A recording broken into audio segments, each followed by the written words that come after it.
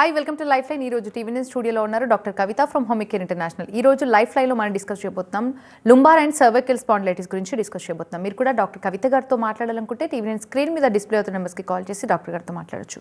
Hi doctor గారు, welcome to ఆ studio. Doctor గారు, లుంబార్ స్పాండిలైటిస్ లక్షణాలు ఈ విధంగా ఉంటాయి. ఎలాంటి లక్షణాలు కనిపించినప్పుడు డాక్టర్ని మీట్ అవ్వాలంటారు? సో చాలామంది బ్యాక్ పెయిన్ అంటుంటారు. వెన్ను సమస్యలు ముఖ్యంగా మనకి మెడ నొప్పి విధంగాను నడుము నొప్పి కూడా చాలా వరకు ఫేస్ చేస్తున్నారు. సో వెన్ను బ్యాక్ పెయిన్ అనగానే మనకు ఓన్లీ స్పాండిలోసిస్ అనే కాకుండా మల్టిపుల్ అదర్ కాజిటివ్ ఫ్యాక్టర్స్ అయ్యే ఛాన్సెస్ కూడా ఉంటాయి. సో మనకు మేల్స్లో అయితే డిఫరెంట్ రీజన్స్, అంటే ఫీమేల్స్ డిఫరెంట్ రీజన్స్ ఉండే ఛాన్సెస్ ఉంటాయి. కొన్ని యాడెడ్ కారణాలు ఉండే అవకాశాలు ఉంటాయి. బట్ లుంబార్ స్పాండిలోసిస్ అని తెలుసుకోవడానికి కనుక తీసుకుంటే మనకు స్టిఫ్నెస్, ఎనీ జాయింట్ పర్పస్ ఏంది, మనకు ఫ్రీగా మూమెంట్ అనేది ఇవ్వాలి అండ్ మన బాడీకి ఒక షేప్ ఇవ్వడం, మన బరువును మోయడం అనేది చేస్తుంది. So flexibility in the first and foremost function of the any joint. Similar thing మనకు లుంబార్ రీజియన్లో అక్కడ డిస్క్ సమస్యలు కనుక లేకుంటే ఫ్రీగా మూమెంట్ అనేది వస్తుంది. బట్ సమస్య కనుక స్టార్ట్ అయితే స్టిఫ్నెస్ రావడం అనేది స్టార్ట్ అవుతుంది. అంటే సింగిల్ మూమెంట్, అంటే ఆల్ డైరెక్షన్స్ అని కాకుండా ఫార్వర్డ్ బెండింగ్ అయినా సైడ్ మూమెంట్ అయినా పడుకొని అటు తిప్పినా ఇటు తిప్పినా చాలా సివియర్గా పెయిన్ఫుల్ స్టిఫ్నెస్ ఉండడంతో పాటు painful movement and restricted movement, అంటే కదలికలో నొప్పితో కూడిన కదలిక ఉండడం మనం గమనిస్తుంటాం. అండ్ స్టిల్ మనకు అప్పుడు కూడా మనం నెగ్లెక్ట్ చేసి ఏదో రెస్ట్ లేదు కదా, ఎక్కువ వర్క్ చేసినాం కదా అందుకే పెయిన్ వచ్చింది కదా నెగ్లెక్ట్ కనుక చేస్తే it may leads to sciatica problem. అక్కడ మనకి L4, L5 and S1లో disc bulge అనేది ఏర్పడి డిజనరేటివ్ చేంజెస్ అవ్వడం వల్ల డిస్క్ బల్జ్ అయిపోయి లాగడం, ఆ సయాటిక్ నర్వ్ మీద కంప్రెషన్ అయ్యే ఛాన్సెస్ ఉంటాయి. అది బల్జ్ వల్ల కావచ్చు, స్లిప్ డిస్క్ కావచ్చు, ప్రొలాప్స్ కండిషన్స్ కూడా కావచ్చు. సో దానివల్ల ఏమవుతుంది, supply of the sciatic nerve మీద కంప్రెషన్ ఏర్పడడం వల్ల అది ఎక్కడెక్కడికైతే మనకు సప్లై చేస్తుంది అక్కడ dragging pain, pulling pain and burning sensation రావడం అనేది కంటిన్యూగా స్టార్ట్ అవుతుంది. సో ఎప్పుడైతే మనం దాని మీద బర్డెన్ చేస్తామో, కూర్చున్నా లేసినా నిలబడ్డా కంటిన్యూగా 5 to 10 minutes నిలబడ్డా కూడా ఇలా ఇబ్బంది గురయ్యే ఛాన్సెస్ ఉంటాయి. సో దీనికి తోడు మళ్ళీ స్టిల్ ఇంకా ఓన్లీ పెయిన్ కిల్లర్ రూపంలో మెడికేషన్ తీసుకోవడం వితౌట్ రెస్ట్ లేకుండా వెయిట్ రిడక్షన్ అట్లా అంటే లేకుండా ఒబేస్ మెయింటైన్ పెరుగుతూ ఉండు వెయిట్ లిఫ్టింగ్ చేస్తున్నా కూడా ఈ ప్రాబ్లం కంటిన్యూగా వచ్చే ఛాన్సెస్ ఉంటాయి. సో దీనికి తోడు ఈ కంప్రెషన్ ఫర్దర్ కంటిన్యూ అయితే కనుక ఇదే నర్వ్ మనకు రెక్టమ్కి అండ్ రెక్టమ్తో పాటు యూరినరీ బ్లాడర్ కూడా సప్లై చేసే ఛాన్సెస్ ఉంటాయి. సో అక్కడ కూడా మనకు మజిల్ వీక్నెస్ స్టార్ట్ అవడంతో పాటు తుమ్మిన తగిన మూత్రం పడిపోవడం అండ్ కాన్స్టిపేషన్ రావడం కనిపిస్తుంటాం. ఇవన్నీ సిమ్టమ్స్ కనుక ఉంటే కనుక కార్డియాక్ వెనస్ సిండ్రోమ్ అంటూ ఉంటాం. సో ఇది మనకు జనరల్గా లుంబార్ స్పాండిలోసిస్ ఏజ్ రిలేటెడ్గా రావచ్చు, లేకపోతే మిడిల్ ఏజ్ గ్రూప్ల వల్ల రావచ్చు, టు ఎనీ పంక్చరింగ్ వల్ల కూడా వచ్చే ఛాన్సెస్ ఉంటూ ఉంటాయి.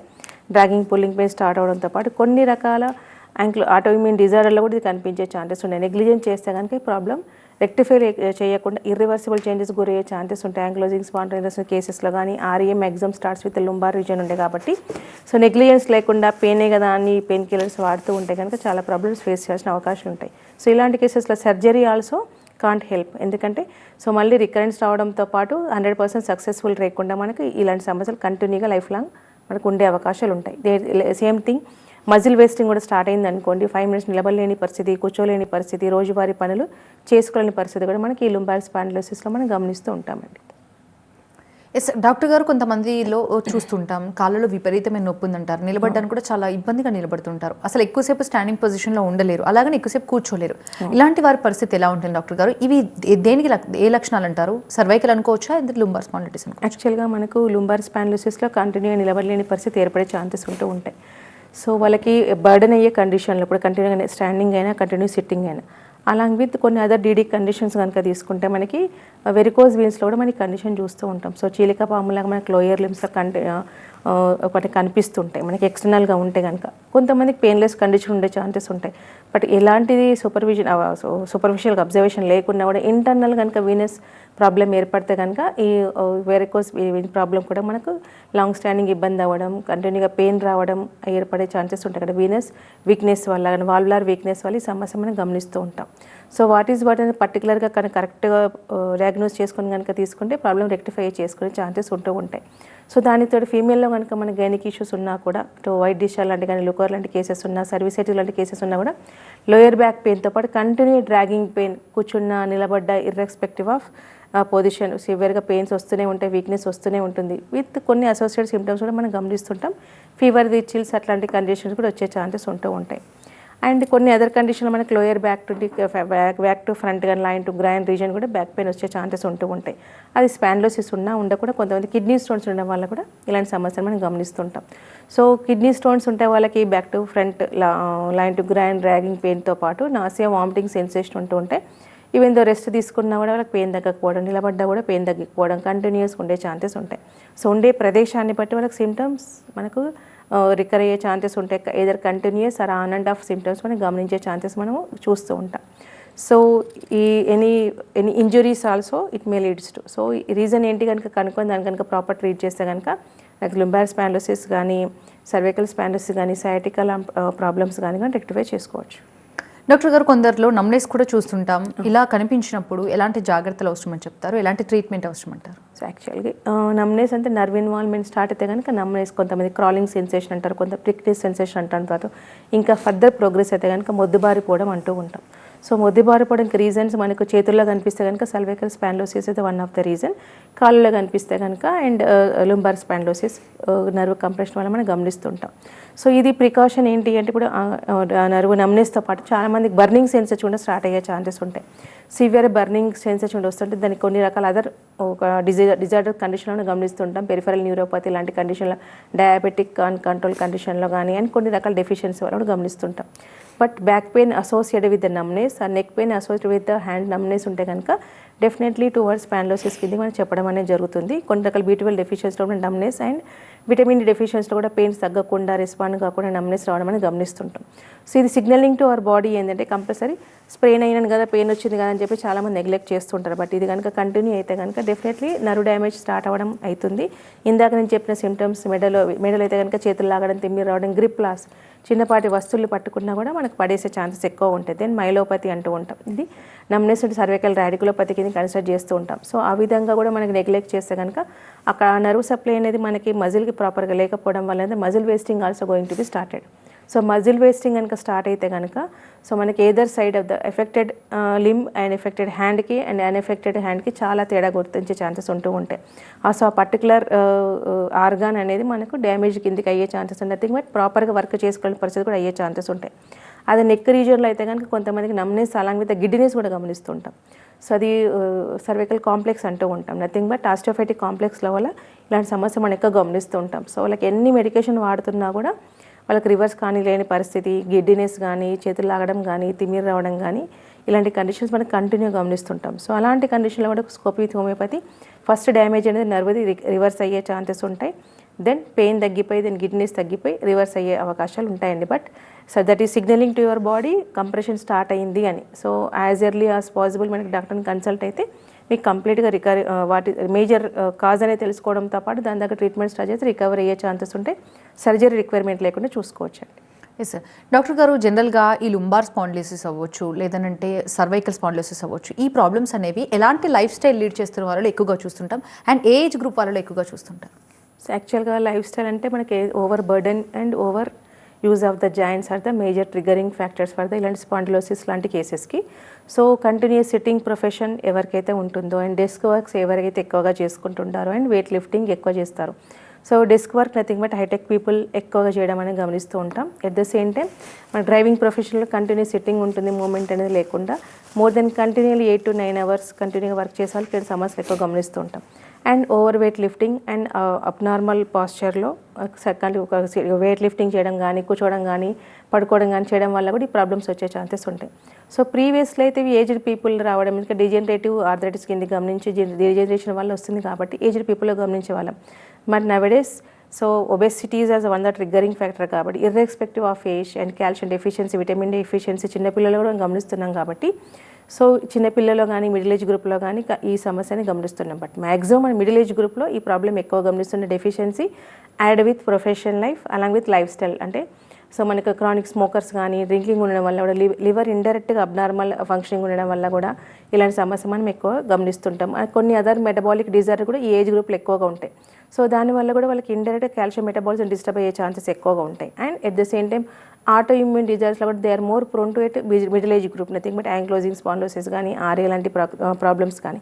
సో ఇవి కూడా ఎక్కువ ఇండైరెక్ట్గా కాల్షియం మెటబాలిజం ఇంపాక్ట్ అవుతుంది కాబట్టి లుంబార్ స్పాండిలోసిస్ కానీ సర్వైకల్ స్పాండిలోసిస్ కానీ వాళ్ళకి ఎక్కువగా మనం గమనించే ఛాన్సెస్ ఉంటాయండి. ఎస్ డాక్టర్ గారు, ట్రీట్మెంట్ ఇనిషియల్ డేస్లోనే స్టార్ట్ చేస్తే కంప్లీట్గా దీన్ని పూర్తిగా నయం చేయొచ్చు అంటారా?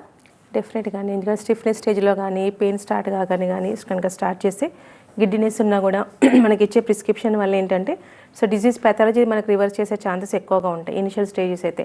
సో పెథాలజీ పెరగకుండా ఎమర్జెన్సీ కండిషన్స్ క్రియేట్ కాకుండా కంప్లీట్గా సొల్యూషన్ పొందే ఛాన్సెస్ ఉంటాయి. లేకపోతే ప్రాబ్లమ్స్ అనుభవించాల్సి వస్తుంది. Even though surgery also not treatable కేసెస్కి వెళ్ళే ఛాన్సెస్ ఉంటాయి. అండ్ ప్రాబ్లమ్ సివియర్గా ఫేస్ చేసి మజిల్ వేస్టింగ్ అయిందని కొన్ని సంవత్సరాల వరకు మెడికేషన్ వాడాల్సిన అవకాశాలు ఉంటాయి. ఎప్పుడైతే రాడికులోపతి ఎంటర్ కాగానే మైలోపతి ఎంటర్ కాగానే స్టార్ట్ అయినా కూడా స్టిఫ్నెస్ స్టార్ట్ అయినా మెడిసిన్ స్టార్ట్ చేసి ఆ కాంప్లికేషన్స్ ఇందాక నేను చెప్పినట్టు వెళ్ళకుండానే కంప్లీట్గా ప్రాబ్లమ్ మనం రెక్టిఫై చేసుకోవచ్చు. ఈవెన్ దో యాంక్లోజింగ్ స్పాండిలోసిస్ లాంటి ఆటోఇమ్యూన్ డిజార్డర్స్ కూడా మనకు కొన్ని ఇయర్స్ రెగ్యులర్గా వాడితే బాంబూ స్టిక్ లాగా టోటల్గా బెండ్ అనేది కాకుండా అక్కడున్న డిస్క్ అనేది కంప్లీట్గా రీజనరేషన్ అయ్యే ఛాన్సెస్ ఉంటాయి. అండ్ మూమెంట్లో ఇబ్బంది లేకుండా ప్రాబ్లం రెక్టిఫై చేసుకోవచ్చండి. ఎస్ డాక్టర్ గారు, ఫుడ్ పరంగా ఎలాంటి ఫుడ్ తీసుకుంటే మంచిదంటారు, ఎలాంటి ఫుడ్ అవాయిడ్ చేస్తే మంచిదంటారు? కొంతమంది ఇప్పుడు పొటాటో లాంటివి తీసుకోవాలన్నా భయపడిపోతుంటారు. అలాంటి ఫుడ్ ఏమైనా పర్టికులారిటీస్ ఏమైనా ఉన్నాయా? సో యాక్చువల్లీ మనకు స్పాండిలోసిస్కి పొటాటో వల్ల ఇబ్బంది ఏముండదు, బట్ హై కార్బ్స్. సో దానివల్ల వెయిట్ పుట్టాన్ అయ్యే ఛాన్సెస్ ఉంటారు. వాళ్ళు కనుక డయాబెటిక్ పెథాలజీ కోమార్బిడ్ కండిషన్ ఉంటే కనుక they need to avoid. But particular తీసుకోవాల్సిన ఫుడ్ కనుక తీసుకుంటే మనకు కాల్షియం రిచ్ ఫుడ్ ఎక్కువ తీసుకోవడం, విటమిన్ డి సప్లిమెంట్స్ తీసుకోవడం అనేది చేయాలి. And physical activity also very much important. So physical activity in the sense మనకు వెయిట్ లిఫ్టింగ్ లాంటివి చేయకుండా ప్రాపర్ వేలో వాకింగ్ కానీ సైక్లింగ్ కానీ చేయడం వల్ల ఏమవుతుంది ఒబెసిటీ అనేది లేకుండా కూడా ప్రాబ్లం రెక్టిఫై చేసుకోవచ్చు. అండ్ ఇనీషియల్ స్టేజ్లో చాలామందికి neck and lower back exercise చేయడం వల్ల కూడా స్టిఫ్నెస్ తగ్గిపోయి ప్రాబ్లం ఫాస్ట్గా రెక్టిఫై అయ్యే ఛాన్సెస్ ఉంటాయి. ఈవెన్ దో మెడిసిన్స్ వాడినా కూడా డెఫిషియన్సీ కనుక ఉందనుకోండి, విటమిన్ డి డెఫిషియన్సీ, సో ప్రాబ్లమ్కి మెడిసిన్స్తో రెస్పాండ్ అయ్యే ఛాన్సెస్ ఉండదు. డిజీజ్ కంటిన్యూగా పెయిన్ ఉండే ఛాన్సెస్ ఉంటాయి. కాబట్టి సో ఎంత ఎర్లీగా దాన్ని బ్లడ్ టెస్ట్ కనుక చేసుకుని డెఫిషియన్సీ ఉందా, లేకపోతే రీజన్స్ కనుక వేరే other comorbid condition severe calcium deficiency ఉందా, దాన్ని ప్రాపర్గా తెలుసుకొని కనుక మెడిసిన్ స్టార్ట్ చేయడంతో పాటు అండ్ సప్లిమెంట్ కూడా యూస్ చేయడం వల్ల ప్రాపర్ రెక్టిఫై అయ్యే ఛాన్సెస్ ఉంటాయి. So day one it self మనము ఎక్సర్సైజ్ చార్ట్స్ అని ఇవ్వడం అనేది జరుగుతాయి. సో మజిల్ స్ట్రెంత్ ఎక్సర్సైజ్ చేసుకుంటూ కనుక మెడికేషన్ కనుక వాడితే మనకు సర్జరీ వరకు వెళ్ళకుండా టోటల్ ప్రాబ్లం రెక్టిఫై చేసుకోవచ్చు. డాక్టర్ గారు, ఓవర్ వెయిట్ ఉన్న వాళ్ళలో కొంతమందిలో చూస్తుంటే ఇలాంటి ప్రాబ్లమ్స్ ఎక్కువగా కనిపిస్తాయి. ఒబేసిటీ కూడా ఈ ప్రాబ్లమ్స్కి ఒక కారణం అనుకోవచ్చా? సో యాక్చువల్గా ఒబేసిటీ అయితే మేజర్ ట్రిగ్గరింగే కావచ్చు, కాజిటివ్ ఫ్యాక్టర్ కూడా కావచ్చు కొంతమందిలో. So continuous over burden of the particular joints, ఇప్పుడు సెంట్రల్ ఒబేసిటీ పొట్ట దగ్గర ఫ్యాట్ ఎక్కువ ఉన్న వాళ్ళు కూడా, లేకపోతే బిఎంఐ ప్రకారం సివియర్గా వెయిట్ ఎక్కువ ఉన్న వాళ్ళకు కూడా ఈ సమస్యలు వచ్చే ఛాన్సెస్ ఉంటాయి. ముఖ్యంగా మన బాడీలో వెయిట్ బేర్ చేసే ఛాన్స్ నెక్ జాయింట్స్ అంటే neck, lower back and hip and knees and ankle. So ఇవి ఎక్కువ ఎఫెక్ట్ అయ్యే ఛాన్సెస్ ఉంటాయి. సో వాళ్ళకి డెఫినెట్గా నెక్ ప్రాబ్లమ్స్ స్పాండిలోసిస్ వచ్చే ఛాన్సెస్ ఉంటాయి. And lumbar spondylosis and knee arthritis ఎర్లీగా డిజనరేషన్ అయ్యే ఛాన్సెస్ కూడా ఎక్కువ మనం గమనిస్తుంటాం. సో కాబట్టి వెయిట్ పర్టికులర్గా విన్ ద ఫ్యామిలీస్లో ఈ ప్రాబ్లమ్స్ ఉంటాయి కాబట్టి, సో ఫ్యామిలీస్లో రన్స్ ఇన్ ద ఫ్యామిలీ సమస్యలు ఉంటాయి కనుక definitely they have to maintain their weight. So weight maintain చేయడం వల్ల ఈ ప్రాబ్లం రికరెన్స్ లేకుండా కొంచెం ఇనిషియల్ స్టేజ్లో ఉన్నా కూడా మనకు విత్ ఎక్సర్సైజ్తో పాటు కంప్లీట్ రెక్టిఫై చేసుకునే ఛాన్సెస్ ఉంటాయి. సో చాలామంది ఒబేస్ ఉన్న వాళ్ళు కూడా విగరస్గా వాకింగ్ చేయడం, మెట్లెక్కి దిగడం అనేది చేస్తూ ఉంటారు. సో థ్రెడ్మిల్ లాంటిది అవాయిడ్ చేస్తూ రెగ్యులర్గా నార్మల్ ప్రాపర్ వాకింగ్ చేస్తూ స్ట్రెచ్ ఎక్సర్సైజ్ కనుక చేస్తే సో వెయిట్ తగ్గడంతో పాటు సో మజిల్ స్ట్రెంథనింగ్ అవుతూ ప్రాబ్లం రెక్టిఫై కూడా చేసుకునే ఛాన్సెస్ ఉంటాయి. సో కొంతమంది గిడ్డినెస్ ఉన్న వాళ్ళు కూడా సడన్గా నెక్ మూవ్మెంట్ చేస్తూ ఉంటారు. అండ్ సివియర్గా ఎక్సర్సైజ్ చేయడం వల్ల ప్రాబ్లం ఇంకా ఫాస్ట్గా ప్రోగ్రెస్ అయ్యే ఛాన్సెస్ ఉంటాయి. సో కంపల్సరీ ఫిజిషియన్ కన్సల్ట్ అయ్యి ఎలాంటి కండిషన్స్లో మనకి ఎక్సర్సైజ్ ఈజ్ ఇంపార్టెంట్, ఎలాంటి కండిషన్లో ఎలాంటి exercise is important, dos and don'ts అనేది తెలుసుకొని దాని ప్రకారం ప్రాపర్గా ట్రీట్మెంట్ తీసుకుంటే కాంప్లికేషన్స్లోకి వెళ్లకుండా ప్రాబ్లం తొందరగా రెక్టిఫై చేసుకోవచ్చు. డాక్టర్ గారు, నిజానికి పోస్చర్ అనేది చాలా ఇంపార్టెంట్. కూర్చున్నప్పుడు కానీ నిలబడ్డప్పుడు కానీ చాలా అవసరం అంటారు. ఇది ఎంతవరకు కీ రోల్ ప్లే చేస్తుందంటారు? సో పోస్చర్ కంపల్సరీ మన డే టు డే యాక్టివిటీస్లో మనం 24/7 మనకు కూర్చునే విధానాన్ని బట్టి, లేకపోతే మన వెయిట్ లిఫ్టింగ్ విధానాన్ని బట్టి కంపల్సరీ దానికి ట్రిగరింగ్ ఫ్యాక్టర్ అయ్యే ఛాన్సెస్ ఉంటూ ఉంటాయి. సో దీనివల్ల ఏమవుతుంది అంటే stress to that particular joint అయ్యే ఛాన్స్ ఎక్కువ ఉంటాయి ఇంప్రాపర్గా ఉండడం వల్ల. At the same time abnormal పోస్చర్లో ఉండి మనం వెయిట్ లిఫ్ట్ చేసామనుకోండి, ఇప్పటివరకు అంతా బాగానే ఉందండి, సడన్గా నేను ఇట్లా వెయిట్ లిఫ్ట్ చేశాను, ప్రాబ్లం స్టార్ట్ అయింది, సివియర్గా పెయిన్ స్టార్ట్ అయింది, కూర్చోడానికి ఇబ్బంది అవుతుంది, కాళ్ళు లాగడం, తిమ్మిరి రావడం అని సివియర్గా పెయిన్ వస్తుందని ఇంతవరకు ఎప్పటికి ఇబ్బంది లేదని చెప్తుంటారు. ఇలాంటి సడన్ కండిషన్స్ అయిపోయి ఇంజూర్డ్ పార్ట్స్ అయ్యే ఛాన్సెస్ కూడా ఉంటాయి. సో ప్రాపర్గా కూర్చోకుండా కంటిన్యూస్గా సిట్టింగ్ పొజిషన్ ప్రాపర్గా లేకుండా at the same time improper పొజిషన్లో ఉండి వెయిట్ లిఫ్టింగ్ లాంటివి చేయడం వల్ల కూడా ఇలాంటి సమస్య మనం ఎక్కువ గమనించే ఛాన్సెస్ ఉంటాయి. సో ప్రాపర్ వేలో మనకు సిట్టింగ్ పాస్చర్ ఆల్సో ఇంపార్టెంట్. అందుకని యోగా లాంటి సూర్య నమస్కారాలు చేయడం వల్ల ఏమవుతుంది అంటే so total spine are going to be stretch and healthy lifestyle ఉండే ఛాన్సెస్ ఉంటాయి. రికవరీ చాలా ఫాస్ట్గా ఉండే అవకాశాలు ఉంటాయండి. డాక్టర్ గారు, కొంతమంది తాత్కాలికంగా ఉపశమనం పొందడానికి పెయిన్ కిల్లర్స్ యూస్ చేస్తూ ఉంటారు. అవి ఎంతవరకు ఎఫెక్ట్ చూపించే అవకాశాలు ఉంటాయి? అండ్ ఓవర్ స్ట్రెస్ కూడా ఈ ప్రాబ్లమ్స్కి ఒక కారణం అనుకోవచ్చా? యాక్చువల్గా physical stress major impact, at the same time mental stress, మనం తీసుకునే ఫుడ్ అబ్జార్ప్షన్ అనేది డిఫెక్ట్ అయ్యే ఛాన్సెస్ కూడా ఉంటూ ఉంటాయి. సో చాలామంది మనకు పెయిన్ రాగానే పెయిన్ కిల్లర్ వేసేసుకుంటే అయిపోతుంది, వర్క్ అయితే అయిపోవాలని నెగ్లెక్ట్ చేయడం వల్ల కానీ లేకపోతే ఆ విధంగా చేయడం కూడా ఉండే ఛాన్స్ ఎక్కువగా ఉంటూ ఉంటాయి. So pain killers excessive usage వల్ల ఇండైరెక్ట్ మన కిడ్నీ డ్యామేజ్ అవ్వడంతో పాటు సో ఉన్న ప్రాబ్లమ్ని మనకు తెలియకుండా చేసే ఛాన్సెస్ ఉంటాయి. ఇప్పుడు ఆల్రెడీ డిస్క్ ప్రొలాప్స్ ఉంది, your taken higher dose of pain killer, so దానికి కిడ్నీ డ్యామేజ్తో పాటు పెయిన్ రిలీఫ్ ఉంటుంది. But emergency conditions May create in future. So ఆ మెడిసిన్స్ వాడితే కానీ పెయిన్ తగ్గకపోవడం ఏందో ఆ సింగిల్ డోస్ యూస్ చేసినా కూడా మళ్ళీ ప్రాబ్లం రిపీట్ అయ్యే ఛాన్సెస్ ఉంటాయి. మనకు అబ్నార్మల్ కూర్చోవడం, నిలబడడం అవన్నీ చేస్తుంటాయి పెయిన్ రిలీఫ్ ఉందని. సో డిసీజ్ చాలా ఫాస్ట్గా ప్రోగ్రెస్ అయ్యే ఛాన్సెస్ ఉంటాయి, నెగ్లిజెన్స్ పెరిగే అవకాశం కూడా ఎక్కువగా ఉంటాయి. కాబట్టి choosing of the system for the treatment is also very much important. ప్రాపర్గా ట్రీట్మెంట్ తీసుకొని ప్రాపర్ డైట్ మెయింటైన్ చేస్తే ఇనిషియల్గా టోటల్ ప్రాబ్లం రెక్టిఫై చేసుకునే పాసిబిలిటీస్ కూడా ఉంటాయి. సో ఎంత వీలైతే అంత తొందరగా మనకు పర్టికులర్ రీజన్ కనుక్కొని, సో మనకు జీసీఎస్ మెథడ్లో మెడికేషన్ ఉంటాయి కాబట్టి సో హోమియోపతి ప్రిస్క్రిప్షన్ వల్ల మనకు స్లో అని చాలామంది చెప్తూ ఉంటారు. బట్ లేదండి, సో ప్రాబ్లం ఫ్రమ్ రూట్ నుంచి కరెక్షన్ చేస్తుంది కాబట్టి స్లోగా అయినా 5% 10% ఇర్రివర్సిబుల్ చేంజెస్ అయ్యే, రివర్సిబుల్ మళ్ళీ ప్రాబ్లం రాకుండా కూడా చేసుకోవచ్చు. సర్జరీ లేకుండానే ప్రాబ్లం రెక్టిఫై చేసుకునే కేసెస్ ఉన్నాయి కాబట్టి పెయిన్ కిల్లర్ లాంటి షార్ట్కట్ మెథడ్స్ వెళ్లకుండా ప్రాపర్గా ట్రీట్మెంట్ తీసుకుంటే కరెక్షన్ చేసుకునే ఛాన్సెస్ ఉంటాయండి. డాక్టర్ గారు, ఎక్సర్సైజ్ చేయడం, అది యోగా చేయడం కానీ లేదంటే జుంబా చేయడం కానీ జిమ్ చేయడం కానీ చేయొచ్చు అంటారా ఈ ప్రాబ్లమ్స్ ఉన్న వాళ్ళు? సో యాక్చువల్గా obese not suggestible. So obese పీపుల్కి జుంబా కానీ, చాలామంది వెయిట్ రిడక్షన్కి జుంబా వెళ్తూ ఉంటారు. అండ్ ఒబెస్ వాళ్ళు థ్రెడ్మిల్ లాంటిది ఎక్కువ చేస్తూ ఉంటారు. వెయిట్ లిఫ్టింగ్ కూడా చేస్తే తొందరగా తగ్గుతారని చేస్తుంటారు. సో అలాంటి ఆల్రెడీ లోయర్ బ్యాక్ పెయిన్ ఉన్న వాళ్ళకి ఇలాంటి కండిషన్ నాట్ సజెస్టబుల్. ఎందుకంటే ఓవర్ బర్డెన్ అయ్యే ఛాన్సెస్ ఉంటాయి కాబట్టి ఇంకా డిజీజ్ చాలా ఫాస్ట్గా ప్రోగ్రెస్ అయ్యే ఛాన్సెస్ ఉంటాయి. అదే సేమ్ టైం ప్రాచురల్ చేంజెస్ ఉన్న వల్ల గిడ్డినెస్ ఎక్కువ వచ్చిన వాళ్ళకి కూడా ఇలాంటి 3 condition they need to avoid.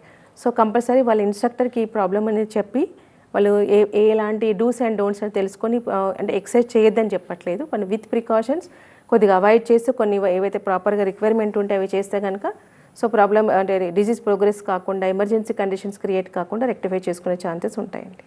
Doctor గారు, ఈ ప్రాబ్లం ఒకసారి వస్తే లైఫ్లో తగ్గదు అని ఫిక్స్ అయిపోతుంటారు. కానీ ఇలాంటి వాళ్ళకి హోమియో త్రూ చాలా మంది రికవర్ అయిన వాళ్ళు ఉన్నారు. మరి హోమియో కేర్ ఇంటర్నేషనల్లో ఈ ప్రాబ్లమ్స్కి ఎలాంటి ట్రీట్మెంట్స్ అందుబాటులో ఉన్నాయి? సో చాలామంది భయంతో సివియర్గా పెయిన్ వస్తుందని చెప్పేసి సర్జరీకి వెళ్దామని వెళ్తూ ఉంటారు. బట్ కొంతమంది నెవడేస్ అవేర్నెస్ని బట్టి సర్జరీ వద్దులేండి అని కూడా ఎర్లీ కండిషన్స్లో వచ్చి ట్రీట్మెంట్ తీసుకునే cases also there. Even surgery చేసినా ఇట్ విల్ రికర్ అగైన్.